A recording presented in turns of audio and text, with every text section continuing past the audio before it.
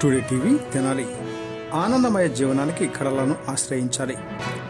మానవుడు అనవసర విషయాలలో జోక్యం చేసుకుని తన జీవితాన్ని సంక్లిష్టాలు కొని తెచ్చుకుంటున్నాడని, ఆనందమయంగా మనుగడ సాగించాలంటే ఉన్న దాంతో సంతృప్తి చెంది కళలను ఆశ్రయించాలని తెలుగు అకాడమీ చైర్మన్ నందమూరి లక్ష్మీపార్వతి అన్నారు. శనివారం స్వరలయ రజతోత్సవం సందర్భంగా మంజు భార్గవికి జీవిత సాఫల్య పురస్కార ప్రధాన సమావేశంలో ఆమె ముఖ్య అతిథిగా హాజరై మాట్లాడుతూ, పూర్వం మహారాజులు కళలను ప్రోత్సహించారని, ఇప్పుడు రాజులు లేనందున ప్రజలే కళలను బ్రతికించుకోవాలని పిలుపునిచ్చారు. భరతుడు రూపొందించిన నాట్యం దక్షిణాదిన వ్యాప్తి చెందిందని అన్నారు.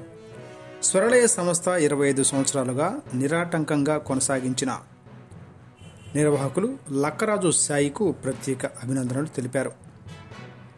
తనకు జరిగిన సత్కారానికి నటి నర్తకి మంజు భార్గవి స్పందిస్తూ, తన ఇంట్లోని వారు నాట్యంపై వ్యతిరేకించిన తాను పట్టిన కుందేలకు మూడే కాళ్ళు అన్న విధంగా దీక్షతో చేసిన కృషి ఫలితమే తనను ఈ స్థితికి చేర్చిందని భావోద్వేగంతో అన్నారు. తాను పొడుగ్గా ఉండడంతో ఎన్నో సవాళ్లను ఎదుర్కొని ఆ పాత్రలను పోషించి ఆ పాత్రలకు సార్థకత చేకూర్చానన్నారు.